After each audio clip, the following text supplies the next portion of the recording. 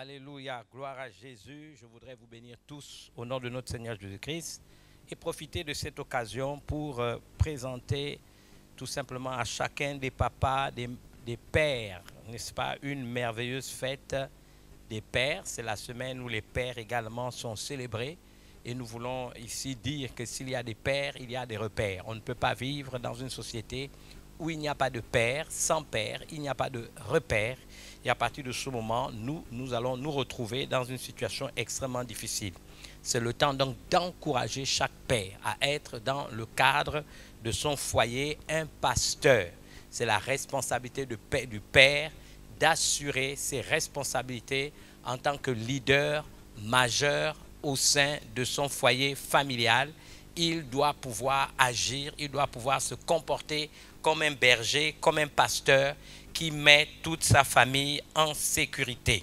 Je voudrais donc pour cela partager un texte biblique qui va être tout simplement, on va dire quelque part, un cadeau que j'offre à tous les papas pour célébrer cette merveilleuse fête, et c'est un de mes versets favoris lorsque je parle des pères. Nous trouvons ce texte dans le livre de Luc, excusez-moi, l'évangile de Luc, et je souhaite que chaque père puisse véritablement recevoir la quintessence, n'est-ce pas, profonde, la révélation qui se cache derrière ce texte. Avant justement de le faire, je voudrais prier pour les pères. Seigneur, nous voulons te dire merci parce que aucun être humain ne peut exister sur la terre s'il n'y a pas eu un père, c'est-à-dire un géniteur qui a libéré la vigueur de sa force en semence dans le ventre d'une mère.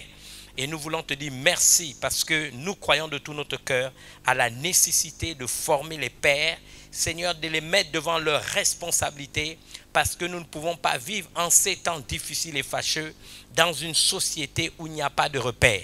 Nous voulons qu'à nouveau chaque père soit un repère pour sa famille, un repère pour son foyer, un repère pour ses enfants, un repère pour tous ceux qui lui sont échus en partage. Nous voulons profiter de cette occasion pour les bénir, de la bénédiction de l'Éternel qui enrichit et qui ne se fera suivre d'aucun chagrin.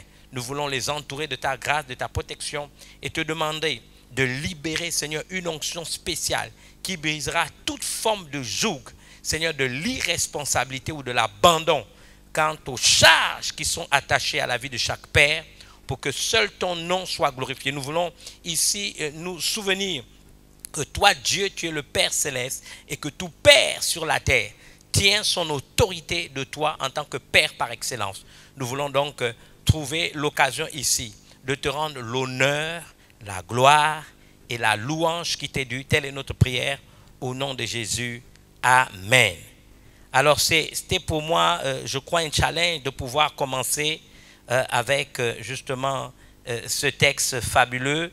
Et je voulais ici revenir sur le texte de Luc comme je l'ai promis.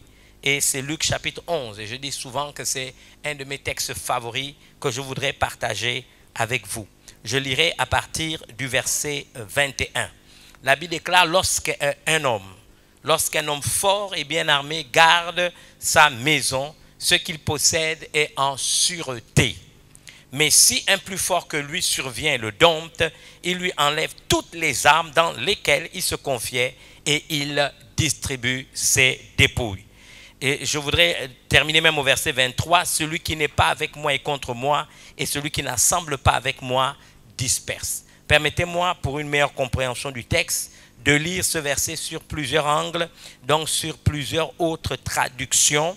Et cela va participer à ce que j'appelle l'exposition des Écritures, pour nous permettre justement d'avoir une meilleure compréhension des vérités fondamentales qui sont attachées à ce texte de Luc au chapitre 11. Permettez-moi de le rappeler à partir du verset 21. Donc si vous avez votre Bible, c'est Luc chapitre 11 à partir du verset 21.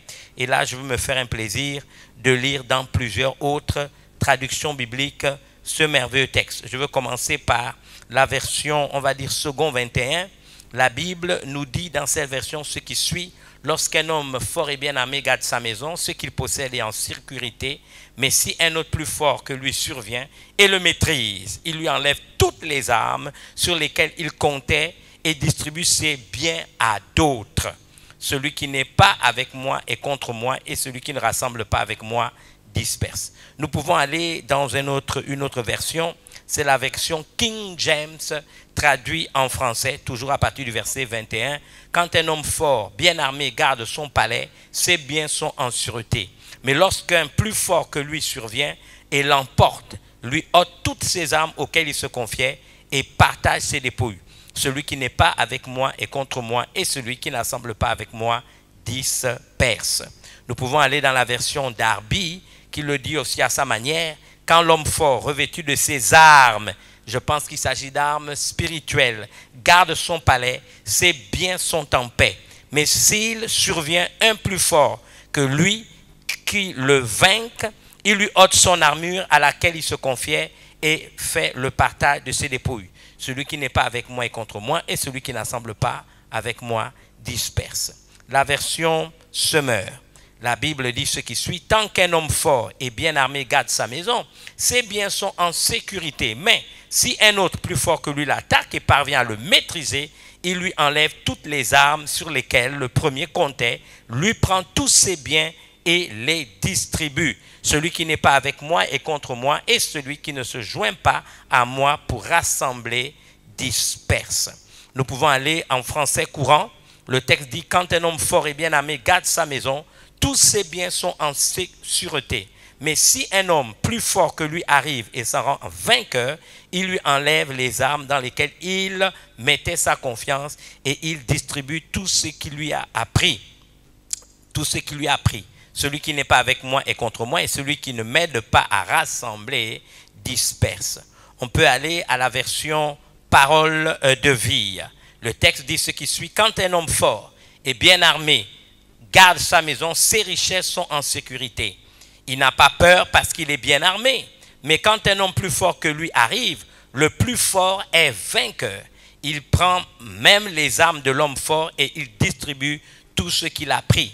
Celui qui n'est pas avec moi est contre moi, et celui qui ne m'aide pas à rassembler le troupeau, il le fait partir de tous les côtés. Je vais terminer avec la version Parole vivante. Tant qu'un guerrier puissant, et ça j'ai aimé, tant qu'un guerrier puissant et bien armé garde sa maison, ce qu'il possède est en sécurité. Mais si un autre plus fort que lui l'attaque et arrive à le maîtriser, il lui enlève toutes les armes dans lesquelles le premier mettait sa confiance. Il lui prend tous ses biens et les distribue. Celui qui n'est pas avec moi est contre moi, et celui qui ne m'aide pas à rassembler les enfants de Dieu est en train de les disperser.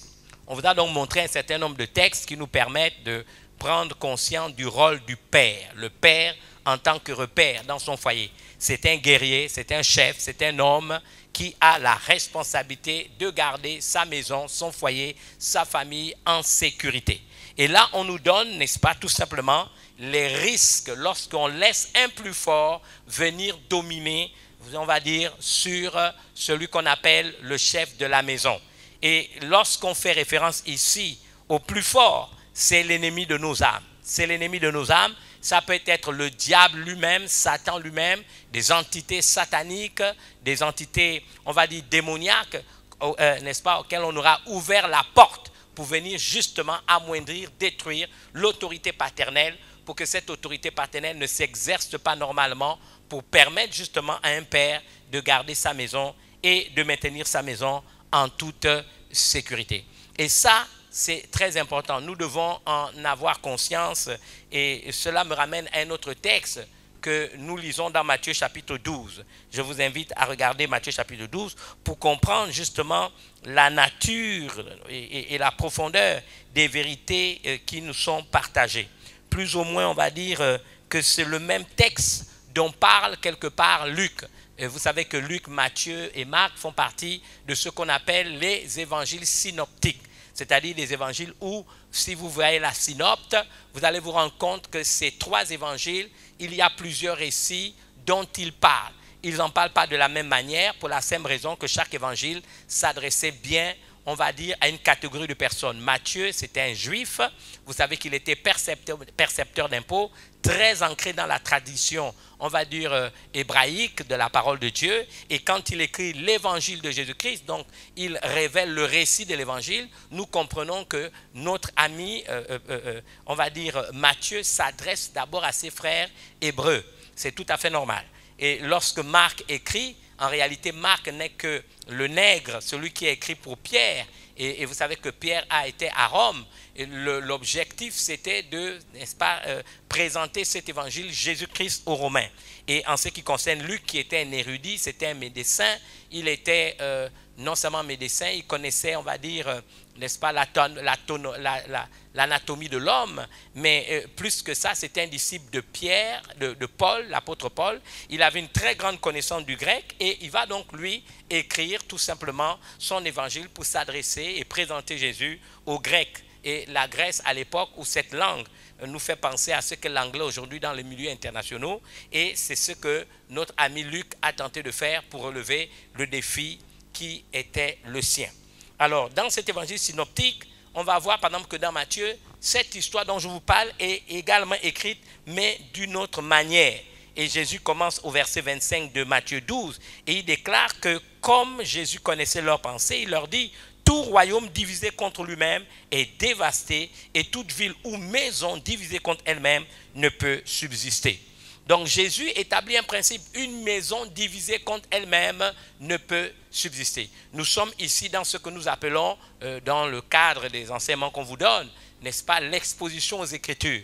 Et ici, il faut établir le principe qui veut qu'une maison également divisée contre elle-même ne peut subsister. Vous savez, au moment où des lois sont faites dans les nations, à l'échelle des nations, elles sont, on va dire, édictées par la communauté internationale, elles sont tout simplement, quelquefois même imposées à nos nations. L'Église doit rester la gardienne des valeurs spirituelles. Et au-delà de l'évolution de la société, j'ai toujours affirmé que l'Église n'est pas un thermomètre qui doit tout simplement, on va dire, découvrir la température de la société qui veut quelquefois aller dans tous les sens. Nous ne sommes pas le thermomètre, nous sommes un thermostat, beaucoup plus un thermostat, et le thermostat cherche à réguler un certain nombre de choses dans la société. Donc en tant que thermostat, nous voulons réguler les choses. Nous ne sommes pas un thermomètre simplement pour voir la fièvre, n'est-ce pas, qui peut quelquefois inciter les gens, la société, la vie qu'on appelle postmodernité, à aller dans la fièvre, on va dire, des débordements, des choses qui sont excessives et qui vont même dépasser, on va dire, la morale et les valeurs auxquelles nous croyons, les valeurs que la parole de Dieu énonce et dicte. Nous ne sommes pas donc simplement un thermostat pour constater, mais nous sommes un thermostat justement pour réguler. Et c'est là la responsabilité de l'Église. Et là, je voudrais dire que s'il n'y a pas de père dans la société, il n'y a pas de repère. Et une maison, dans le cadre familial, divisée contre elle-même, ne peut pas subsister. C'est la raison pour laquelle Dieu va établir un chef. Dieu va établir un père, un repère, une borne, n'est-ce pas? Il va créer l'homme et la femme égaux, parce qu'il n'y a aucune honte de le dire. L'homme et la femme ont été créés à l'image de Dieu et à sa ressemblance. Et Dieu les a créés égaux, puisque la Bible déclare, il les a bénis. Il les a bénis et il les a investis de la même autorité. Il créa l'homme à son image, il créa l'homme à l'image de Dieu, il le créa homme et femme. Et ensuite, Dieu les bénit, les deux, Dieu les a bénis. Dieu les bénit et Dieu leur dit: soyez féconds, multipliez, dominez la terre, assujettissez-la, remplissez la terre. Donc vous remarquez que la même bénédiction a été donnée aux deux. Pour ceux qui sont des biblistes amoureux de la Bible comme moi, Genèse chapitre 1, à partir du verset 26, vous pouvez lire jusqu'au verset 28. Vous allez remarquer que les deux ont été bénis. Mais dans son organisation sociétale, Dieu a voulu que dans la famille, l'ascendance soit donnée au père. Le père qui est un repère. C'est donc un problème d'ordre protocolaire qui fait en sorte que le père a une ascendance. C'est-à-dire, l'homme et la femme sont certes égaux, mais sur un plan protocolaire divin, le protocole de Dieu, le protocole divin, dans le foyer, Dieu a donné une ascendance à l'homme. La femme est une aide semblable à lui. Donc, il n'y a pas de débat là-dessus. Elle est semblable à son homme, elle est une aide semblable. Mais dans ce qu'on appelle, on va dire en français facile, l'ordre de prééminence dans le foyer, l'homme a une ascendance parce qu'il doit assumer sa responsabilité. Et la première, c'est s'assurer que sa famille est en sûreté. Vous savez, s'il n'y a pas cet ordre de préséance, que va-t-il se passer dans un couple où il y a des histoires où les gens ne s'entendent pas? Eh bien, la maison sera divisée et elle ne pourra pas subsister.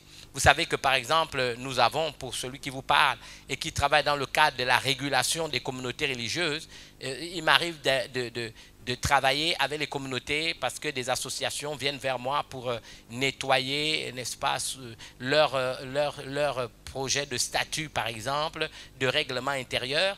Et tout le monde sait, par exemple, que vous verrez que dans certains règlements intérieurs, on va vous dire, par exemple, que s'il y a un vote ou une discussion sur quoi que ce soit, eh bien, que les gens soient en égalité, on ajoute quand même quelque chose, c'est que la voix du président, n'est-ce pas, va compter double. Elle va être prépondérante. On va dire prépondérante. Donc, ce sont on va dire des dispositions qui sont mises parce qu'il faut que les choses avancent. Donc, c'est dans le cadre d'une association. Mais en cas de vote, en cas d'une décision qu'il faut prendre, s'il y a une égalité parfaite, on dit la voix du président est prépondérante. Donc, on va voir que dans le cadre de ce statut, par exemple, qu'a-t-on fait? Tout simplement à donner au président de cette association, de cette structure, on va dire tout simplement, une voix prépondérante. Donc, c'est un problème d'ordre protocolaire, un problème de préséance pour permettre justement que les choses puissent avancer.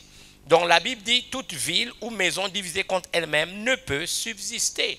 Donc, vous devez tous comprendre que c'est la raison pour laquelle si un homme fort et bien aimé garde sa maison, tout ce qu'il possède est en sûreté. Le Père est investi d'une autorité divine. Quand la Bible dit que toute autorité vient de Dieu, ce n'est pas un jeu. Effectivement, toute autorité vient de Dieu. Nous ne sommes pas ici, on va dire, dans le jeu. Non, toute autorité vient véritablement de Dieu.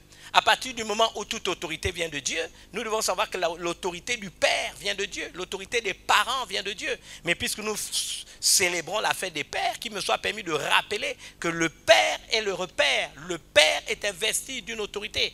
Et s'il n'agit pas sur cette autorité, alors rien ne pourra se faire. Il ne pourra pas pleinement, on va dire quoi, assumer ses responsabilités. C'est un problème de responsabilité.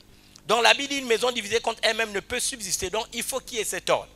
Je suis de ceux qui enseignent que l'homme et la femme sont égaux devant Dieu. Les deux ont été créés à l'image de Dieu, à sa ressemblance. Les deux ont été investis de la même bénédiction, de la même autorité. Soyez féconds. C'est ce que la Bible déclare. Les deux multipliez, remplissez la terre, dominez. Ils ont reçu, n'est-ce pas, ce pouvoir. Mais Dieu va donner de l'ascendance à l'homme pour qu'il puisse assurer sa première responsabilité, c'est sécuriser sa maison, son foyer conjugal, son foyer familial. Mais une maison divisée contre elle-même ne peut subsister. Et s'il n'y a pas d'ordre, parce que le Dieu que nous adorons est un Dieu d'ordre, alors que va-t-il se passer? La maison sera divisée, elle ne pourra pas subsister. Rappelez-vous du texte de Luc, on l'a très bien vu. Si un homme fort et bien armé garde sa maison, tout ce qu'il possède est en sûreté. Mais si un plus fort que lui parvient à le dompter, c'est ce qu'il faut pouvoir éviter. Le verset 26, si Satan chasse Satan, il est divisé contre lui-même. Comment donc son royaume subsistera-t-il? Verset 27, et si moi je chasse des démons par Bézébul, vos fils, par qui les chassent-ils? C'est pourquoi ils seront eux-mêmes vos juges. Ce qui m'intéresse, c'est la suite. Mais si c'est par l'Esprit de Dieu que je chasse les démons, le royaume de Dieu est donc venu vers vous. Je continue. Nous sommes maintenant le verset 29 qui nous intéresse. Ou comment quelqu'un peut-il entrer dans la maison d'un homme fort et piller ses biens sans avoir auparavant lié cet homme fort? Alors seulement il pillera sa maison. Et ça c'est important. Comment un homme, c'est ce que la Bible déclare, comment quelqu'un peut-il entrer dans la maison d'un homme fort et piller ses biens sans avoir auparavant lié cet homme fort? Donc là, par exemple, dans le foyer familial, pour rappeler que le père est investi d'une autorité, que le père est un repère, il faudrait donc rappeler ceci. Il faudrait rappeler que c'est lui l'homme fort. C'est lui qui a la responsabilité en premier de garder son foyer, sa maison en sûreté, en sécurité, sa famille en sécurité. Maintenant, la Bible déclare, comment un homme fort peut-il entrer, quelqu'un peut-il entrer dans la maison d'un homme fort sans piller ses biens? Comment peut-il rentrer dans la maison d'un homme fort et piller ses biens sans avoir auparavant lié cet homme fort? J'aimerais dire aux mamans, j'aimerais dire aux femmes, aux épouses, mais également aux enfants que l'attitude de ceux qui sont dans le foyer familial sous l'autorité d'un père peut être un lien qui neutralise l'homme fort. Je dis souvent que l'homme donne des directives, l'homme donne la direction. C'est l'homme qui doit donner la direction. La femme donne l'enseignement parce que la femme, elle est dans les détails. Chacun a un rôle clairement précis et défini dans les Écritures saintes. Si nous vivons dans un foyer où il n'y a plus de directives, où le père n'a pas l'autorité d'orienter, de donner des ordres, de donner des directives, la maison ne pourra pas aller de l'avant. Si tout le monde tire à boulet rouge, tout le monde décide de ce qu'il faut faire, c'est l'anarchie, c'est le désordre, cette maison est divisée, elle ne pourra pas subsister. D'ailleurs, c'est une mauvaise attitude qui ne va que faire en sorte que le père, le repère, l'homme fort sera tout simplement lié. À partir du moment où il sera neutralisé, alors quelqu'un pourra rentrer dans la maison pour piller la maison et disperser tout le monde. C'est ça la Bible dit qu'il faut entendre l'instruction du Père. C'est ce que la Bible nous dit. Donc chacun a un rôle. Nous ne pouvons pas, négliger, on va dire quelque part, ces orientations précises que nous détenons de la parole de Dieu. Et si vous lisez par exemple le Proverbe chapitre 1 verset 8, on nous dit que à partir du verset 7, la crainte de l'Éternel est le commencement de la sagesse. Les insensés méprisent la sagesse et l'instruction. Verset 8, écoute mon fils l'instruction de ton père. Ne rejette pas l'enseignement de ta mère. Vous remarquez que donc le père qui a le rôle de l'homme fort pour protéger sa maison est celui qui a la responsabilité de donner des instructions, de donner des orientations. Et Dieu seul sait qu'aujourd'hui, beaucoup de pères ne sont plus des repères parce qu'ils ont démissionné de leurs responsabilités et ne sont même pas, on va dire tout simplement, des repères, des modèles pour qu'ils puissent aujourd'hui donner des instructions à leurs enfants ou à leur maison. Donc, il faut écouter l'instruction du Père. C'est ce que la Bible nous dit. L'instruction du Père, ce sont les orientations. Ce sont les directives. Ce sont les ordres. Et nous ne pouvons pas jouer avec sous le prétexte que non, nous sommes dans une société post-modernité. Et je parle particulièrement aux familles, n'est-ce pas, chrétiennes. Nous ne pouvons pas, nous, ouvrir la porte, n'est-ce pas, à la déchéance morale, aux choses qui ne sont pas inscrites dans la parole de Dieu. Le mot instruction est un mot, on le dit moussar ou mouchar, qui parle de discipline, qui parle de correction, qui parle d'orientation. C'est la responsabilité du père. C'est le père qui doit assumer, on va dire, dans le foyer cette responsabilité. Et on dit ne rejette pas l'enseignement de ta mère. La mère va donner l'enseignement parce qu'elle a aussi un rôle. Je vous ai dit depuis le départ, si vous lisez Genèse chapitre 1, que les deux, hommes comme femmes, ont été créés à l'image de Dieu selon sa ressemblance. La même parole de Dieu dit que Dieu les bénit. Les deux ont été bénis. Et Dieu leur dit, 1, soyez féconds, 2, multipliez, 3, assujettissez la terre, remplissez la terre et dominez. Donc l'homme et la femme ont reçu de la part de Dieu cette bénédiction. Dieu a investi dans chacune des vies de ces deux personnes son autorité. Maintenant, dans une organisation précise du foyer, il a permis que l'homme qui donne la direction a l'ascendance. Parce qu'il est le père, parce qu'il est le repère, c'est sa responsabilité. Et cela n'enlève en rien que la femme, qui a la même responsabilité que l'homme, mais dont l'homme a une certaine ascendance, elle doit enseigner. Elle doit donner ce qu'on va appeler en français les détails.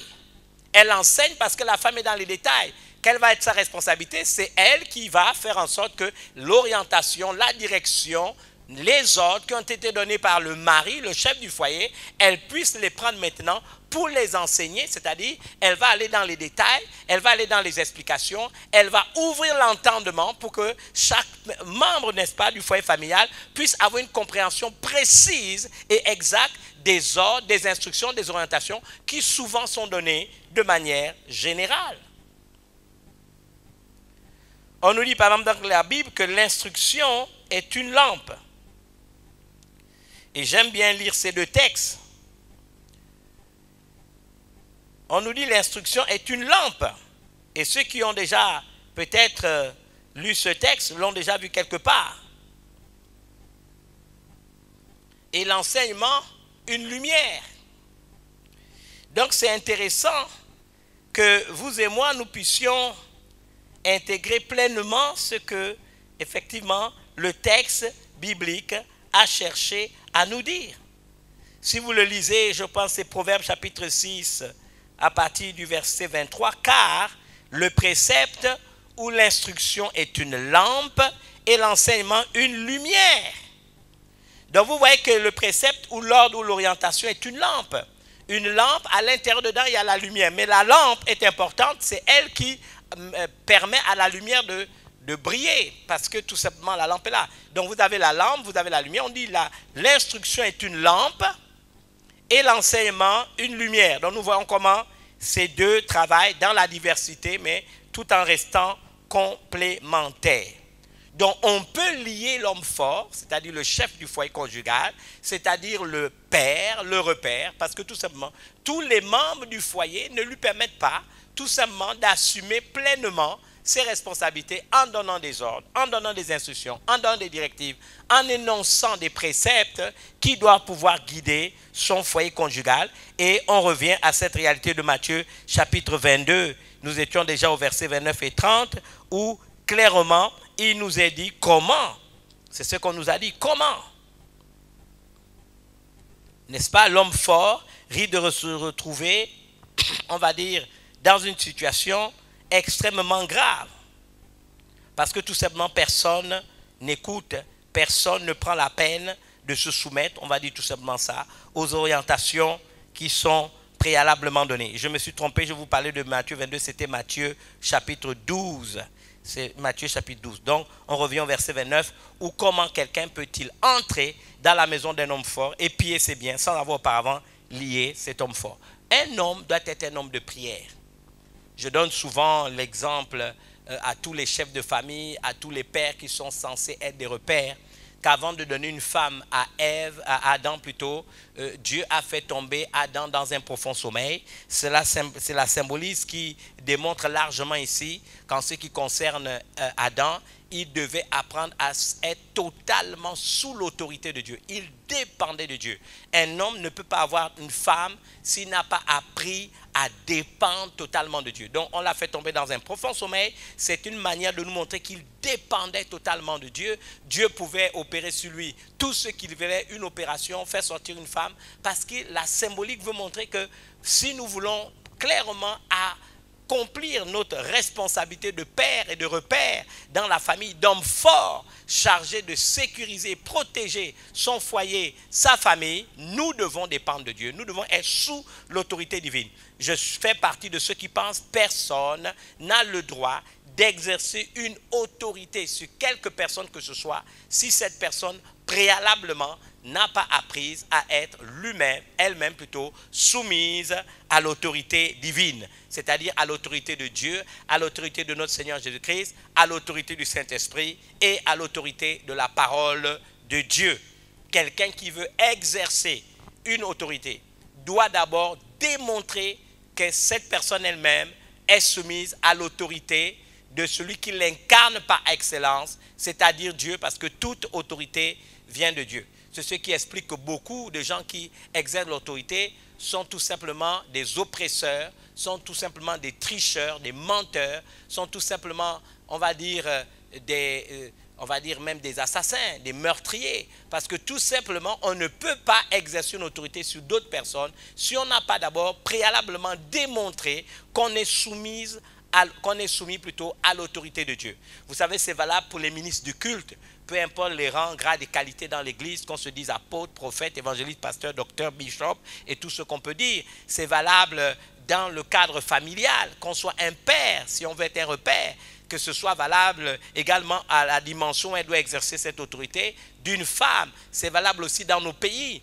hein, pour ceux qui exercent des fonctions au niveau de l'État, au niveau de la sphère politique, celui qui est même chef dans, on va dire, un établissement scolaire, universitaire, que celui qui est un officier qui commande un bataillon dans une entité des forces de défense et de sécurité. Vous voyez, la notion d'autorité, c'est une notion qui est universelle, qui est générale. Elle s'applique à tous ceux qui exercent une onde d'autorité. Mais ces personnes qui exercent cette onde d'autorité peuvent-elles témoigner qu'elles sont d'abord sous l'autorité de la personne qui incarne l'autorité par excellence, c'est-à-dire de Dieu lui-même qui incarne l'autorité par excellence. Ça ne doit pas être un slogan pour dire simplement que toute autorité vient de Dieu. Mais si cette autorité vient de Dieu, êtes-vous vous-même soumise à l'autorité de Dieu pour que vous puissiez ensuite l'exercer sur les autres? Parce que pour que je puisse exercer une autorité, je dois apprendre à être soumis à l'autorité de Dieu. Et parce que je suis soumis à l'autorité de Dieu qui incarne l'autorité par excellence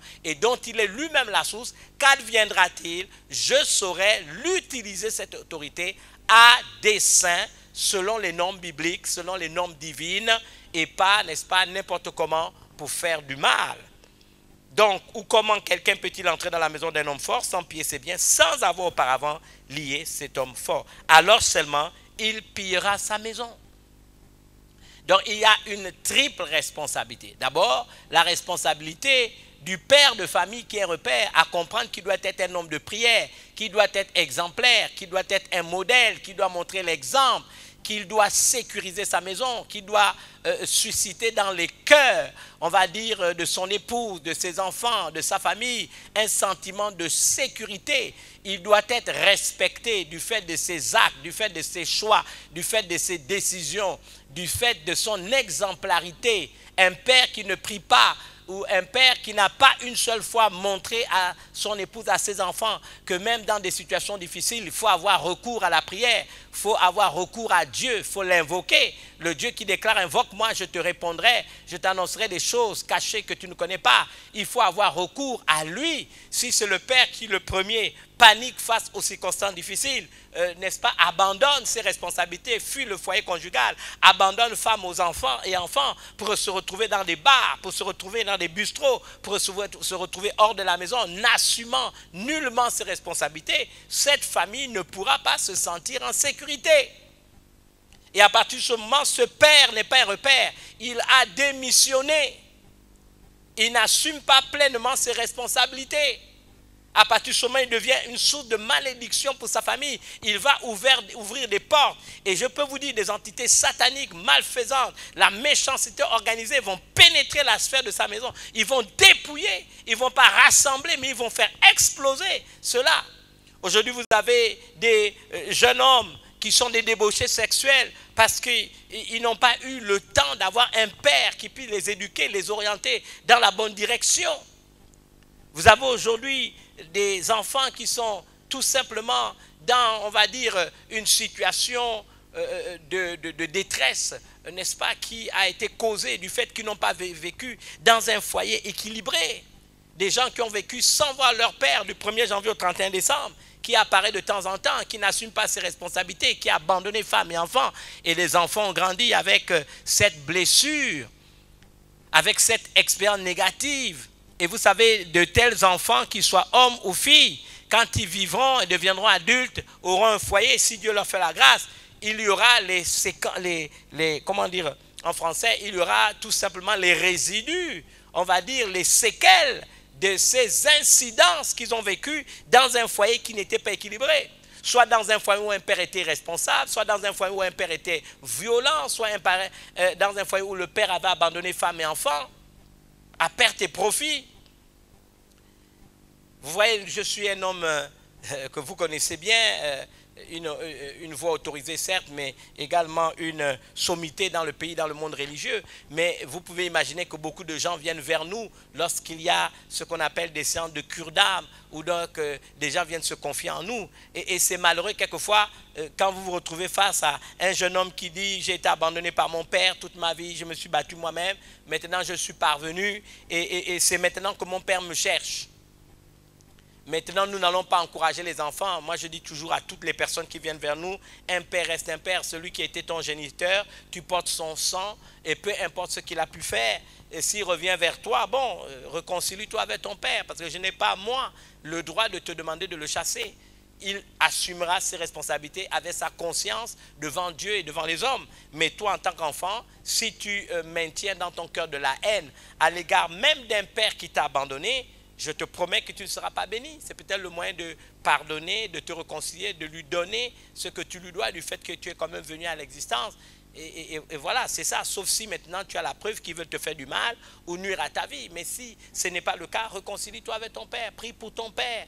Libère-le de ce péché et Dieu saura reconstruire une autre relation. Et peut-être même, permettez-moi de vous le dire, les dernières années qui lui restent, vous pourrez vivre heureux. Il va se repentir, il va reconnaître sa faute, mais toutes ces années où vous n'avez pas pu vivre ensemble, vous pouvez les rattraper. C'est le conseil que nous demandons, que nous donnons à plusieurs jeunes qui viennent vers nous. Et tu peux rattraper ces années perdues parce que le Dieu auquel nous croyons est celui qui nous rend les années qu'ont volé le diable, qu'ont volé les sauterelles.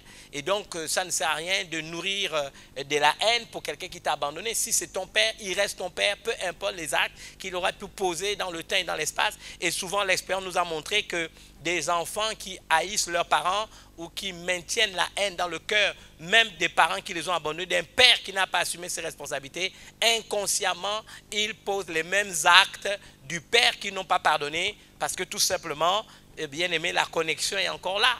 Donc, il vaudrait mieux pardonner, se réconcilier et avancer, mais cela n'excuse pas les erreurs que certains pères, n'est-ce pas, ont commises à l'égard de leurs femmes, de leurs enfants qu'ils ont tout simplement abandonnés.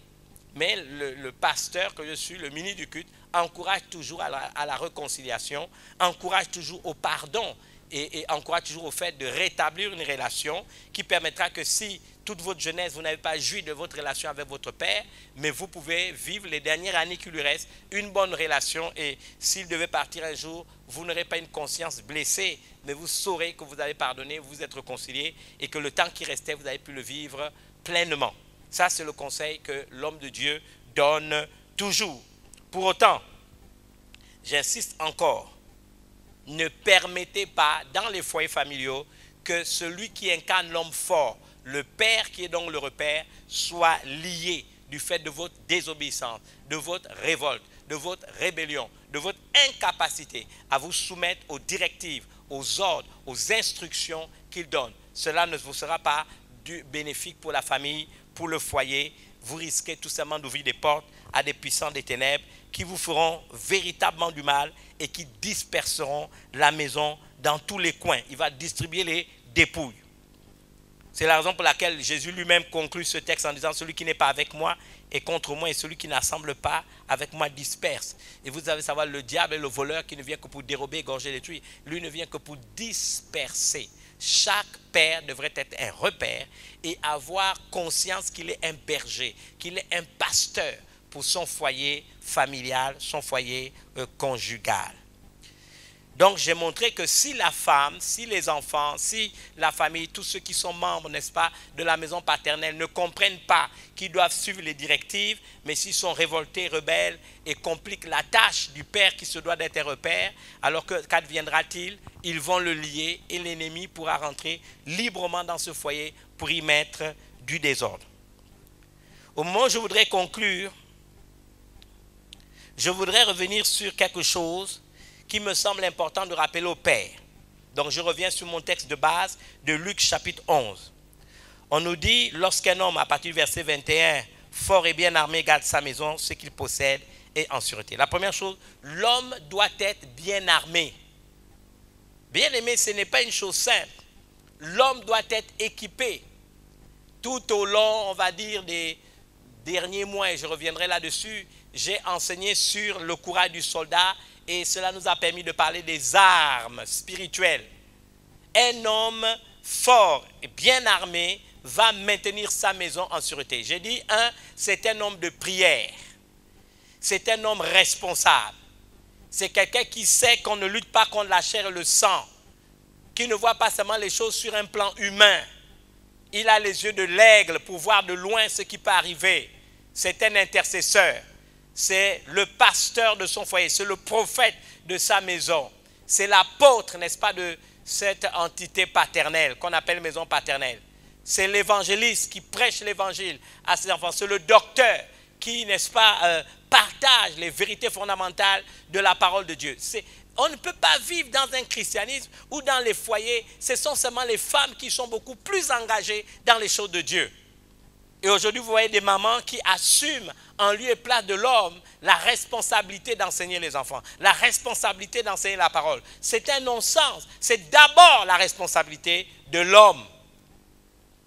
La femme doit enseigner, et bien que des inepties ont voulu nous faire croire que la femme ne peut pas enseigner parce qu'un texte de Paul, n'est-ce pas, je ne veux pas revenir là-dessus, mais il le dit clairement, je ne permets pas à la femme de prendre autorité sur l'homme. C'est tout à fait normal parce que là, dans le foyer, c'est l'homme qui doit d'abord assumer ses responsabilités. Il faut donc être un homme, pas une omelette, un homme. Et ça, c'est important. On veut des hommes forts. Donc la Bible dit, lorsqu'un homme fort est bien armé, garde sa maison, tout ce qu'il possède est en sûreté. Il faut qu'il soit bien armé. Il faut, n'est-ce pas, qu'il ait la vérité pour ceinture. La vérité de la parole doit lui permettre, n'est-ce pas, d'être flexible, d'être en mouvement, d'avoir une connaissance précise de la parole de Dieu pour répondre au diable, n'est-ce pas, à chaque fois qu'il viendra pour troubler le foyer et la maison. Dire des paroles dites à propos. Il faut qu'il ait, cet homme soit bien équipé, qu'il ait également ce qui le concerne, ce qu'on appelle la cuirasse de la justice.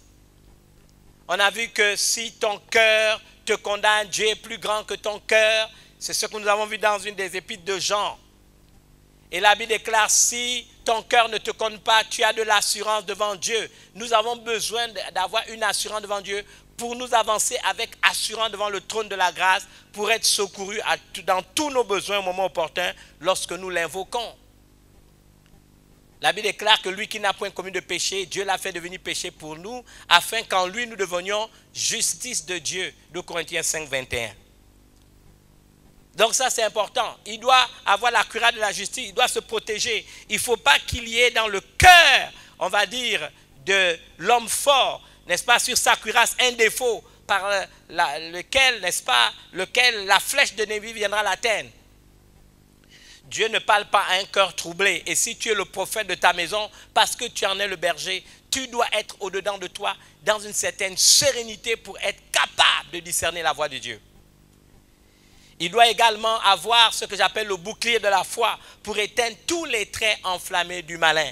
Cette foi qui l'amène pas seulement à croire à l'existence de Dieu, mais à faire confiance en Dieu. La véritable foi ne se limite pas. Et d'abord, croire en l'existence de Dieu n'est pas la foi. C'est une forme de foi, mais ce n'est pas celle qui produit des miracles. La foi qui produit le miracle, c'est faire confiance, pleinement confiance, en toutes circonstances, à Dieu. Dans le bouclier de la foi, parce que quelquefois il y a des événements qui surviennent pour nous intimider, pour nous faire peur. Mais un père qui a un repère va rassurer sa famille, va donner des paroles, parce qu'il est véritablement fondé sur la foi en Dieu.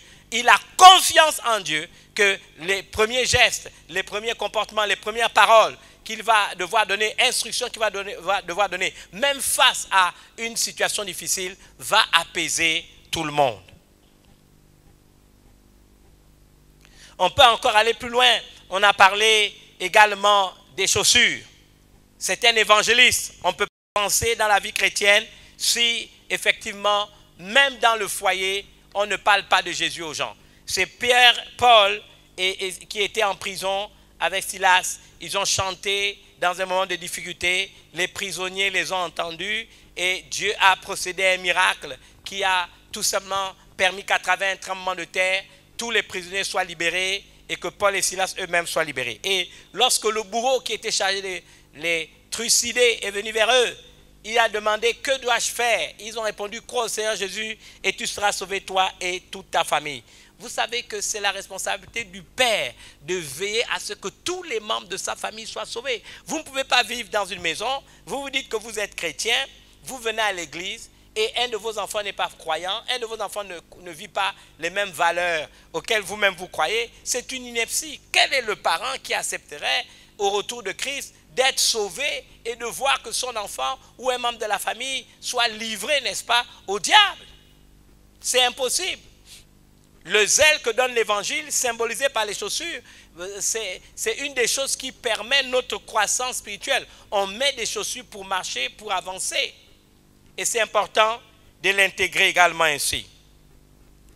On n'a pas parlé seulement de ça, on a parlé également de l'épée de l'esprit qui est la parole de Dieu. Dans ces deux volets, cette parole de Dieu que nous connaissons et nous pouvons faire appel à cette parole de Dieu, et cette parole va me permettre de faire la différence qu'il y a entre ma propre volonté et la volonté de Dieu. Cela me ramène à Ésaïe 55. La Bible déclare que nos pensées ne sont pas les pensées de Dieu, ni ses pensées les nôtres. Aussi loin que l'Orient est séparé de l'Occident, aussi loin les pensées de Dieu ne sont pas les nôtres. Et donc, nous devons aligner nos pensées à la volonté de Dieu. C'est la raison pour laquelle l'épée de l'esprit, qui est la parole de Dieu, c'est-à-dire que l'épée qui est tenue par l'esprit, c'est la parole de Dieu qui nous a inspirés. Mais on a dit qu'on peut aussi engager notre bouche dans la bataille. Rappelez-vous toujours Josué chapitre 1, verset 8, que ce livre de la loi ne s'éloigne point de ta bouche, médite-le jour et nuit pour agir fidèlement selon ce qui est écrit. C'est alors que tu auras du succès, c'est alors que tu réussiras dans toutes tes entreprises. Et donc vous remarquez que cette parole, on doit la mélanger à de la foi. Et lorsque nous l'avons mélangée à de la foi, nous pourrons la décréter, nous pourrons la proclamer. Les paroles, les promesses de Dieu doivent être publiées.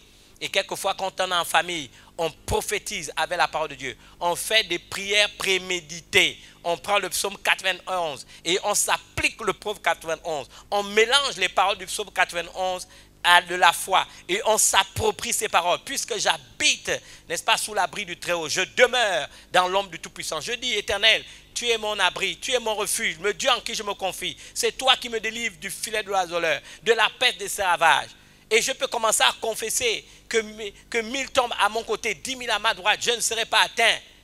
Vous voyez, c'est important, les prières préméditées. On peut prophétiser avec le psaume 23. L'Éternel est mon berger, je ne manquerai de rien. Il me fait reposer dans les verts pâturages. Il me conduit dans des eaux paisibles. Il restaure mon âme à cause de son nom. Même quand je marche dans la vallée de l'ombre de la mort, je ne crains aucun mal, car il est avec moi. Sa houlette et son bâton me rassurent. Il dresse une table en face de mes adversaires. Il loin d'huile ma tête et ma coupe déborde. Oui, le bonheur et la grâce m'accompagneront tous les jours de ma vie et j'habiterai dans la maison de l'Éternel jusqu'à la fin de mes jours. Vous voyez, vous pouvez faire des prières préméditées. Vous pouvez confesser ces prières. Le psaume, je crois 27, si une armée se lève contre moi, je serai malgré cela plein de confiance. Vous pouvez confesser la parole de Dieu. Lorsqu'elle est mélangée à de la foi, c'est une dynamite. Et là, c'est un père qui est un repère, qui doit être bien équipé. Je ne veux pas revenir sur les forces de la création. Il doit user de réserve dans la prière, la miséricorde, triomphe du jugement, givour, la discipline, à celui qui est ferme dans ses sentiments. Dieu assure la paix et la tranquillité parce qu'il se confie en lui. J'ai déjà fait référence, n'est-ce pas, à Néza, parce que nous devons tout simplement faire la guerre. C'est David qui dit, je poursuis mes ennemis, je les atteins, je ne reviens pas avant de les avoir exterminés. On a déjà fait, on a parlé du souverain sacrificateur, n'est-ce pas? L'excellent sacrificateur, c'est Jésus. On a parlé du psaume 23. Vous pouvez encore vous y appuyer avec Rod. Nous pensons également à la Bina, c'est la sagesse. La Bible déclare que la sagesse produit les biens durables de la justice. Nous pensons à la Rokma, la connaissance. Mon peuple périt faute de connaissance. Et c'est important que nous puissions nous ouvrir à la connaissance divine. Nous pouvons penser au Yetsod, le fondement sur lequel notre vie doit être établie. On nous dit que quelqu'un avait bâti sa maison sur le sable et quelqu'un d'autre avait bâti sa maison sur le roc. Quand la pluie, les vents sont tombés, celui qui avait bâti sa maison sur le roc, la maison a subsisté. Le Yesod, c'est Jésus lui-même, le roc sur lequel nous édifions notre vie, nous édifions notre existence, nous édifions notre maison. Un père de famille, un homme fort, bien équipé, doit pouvoir le savoir. On a parlé de la, n'est-ce pas, je demande de la malroute. La malroute, c'est la royauté. Cela me fait penser à ce que Jésus a dit à Pierre, tu es Pierre sur ce roc de la révélation, je bâtirai mon église. Les portes de l'enfer ne prévaudront point contre elle. Il dit, tout ce que tu lieras sur la terre sera lié dans les cieux. Tout ce que tu délieras sur la terre sera lié sur les cieux. Nous avons l'autorité du nom de Jésus pour commander des choses. C'est ce que la Bible déclare. Le nom de Jésus qui a été élevé au-dessus de tout nom qui peut être nommé, non seulement dans ce siècle présent, mais également dans le siècle à venir. Donc un homme fort doit être bien armé, ainsi il pourra garder sa maison et tout ce qu'il possède sera en sûreté. La Bible dit, mais si un plus fort que lui survient et le dompte, il lui enlève toutes les armes dans lesquelles il se confiait et il distribue ses dépouilles. J'aimerais que vous remarquiez que si vous laissez l'ennemi prendre le dessus, la première chose qu'il cherchera à prendre, c'est vos armes spirituelles. Parce qu'il va d'abord vous retirer les armes avec lesquelles vous combattez, et si vous retirez les armes avec lesquelles vous combattez, il aura le dessus sur vous. Vous devez donc être bien équipé, bien armé, maîtriser les armes spirituelles, comprendre que, je reviens toujours à ce que dit 2 Corinthiens, je crois, chapitre 10, à partir du verset 3, si nous marchons sur la chair, nous vivons pas sur la chair, nous combattons pas sur la chair, mais les armes avec lesquelles nous combattons ne sont pas charnelles, elles sont puissantes par la vertu de Dieu pour détruire les forteresses. Et on nous donne la définition de la forteresse. Nous renversons les raisonnements de toute hauteur qui s'élève contre la connaissance de Dieu. Nous ramenons toute pensée captive à l'obéissance de Christ. N'oubliez jamais que le verset 6 de ce texte dit, nous sommes prêts à punir toute désobéissance lorsque votre obéissance sera complète. N'oubliez jamais que ce sont ceux qui sont dociles et obéissants qui mangent les meilleurs fruits du pays. Je voulais donc dire, il n'est pas question pour l'homme fort de laisser quelqu'un dominer sur lui.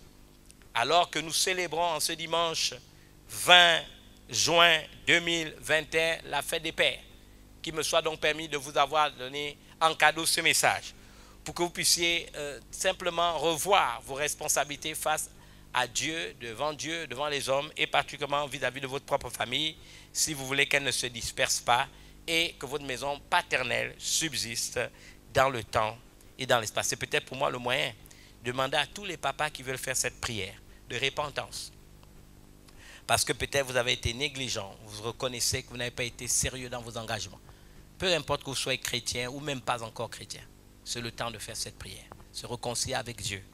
Le rôle de père qui était repère, c'est une tâche noble.